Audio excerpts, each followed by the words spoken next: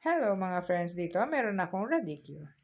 Hinati ko pala ito sa 4. Pwede rin itong gawing salad kung gusto nyo. Kumuha tayo ng grill, painiting maigi. Then, pwede na natin ipatong ang ating radicchio. At sometimes, bubuklatin natin para maihaw din ang loob ng ating radicchio. At pagkatapos, pwede nating baligtarin.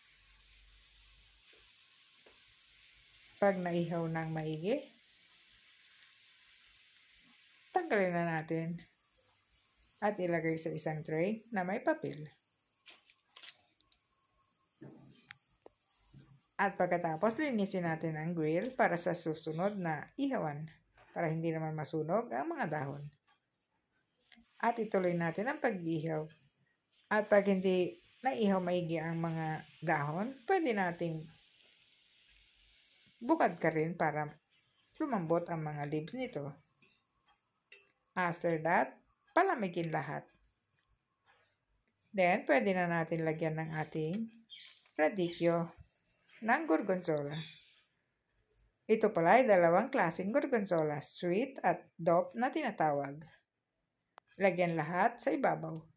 After that, pwede na nating i-grill sa oven for 15 minutes. Nilagyan ko rin pala ng nuts ito or noshi. Ito ay pwedeng second plate or antipasto na tinatawag. At very yummy ito. I-oven lang for 15 minutes. After 15 minutes, pwede na nating iserve ito sa plate kasama ang tinapay. At ito na nga. Bye-bye!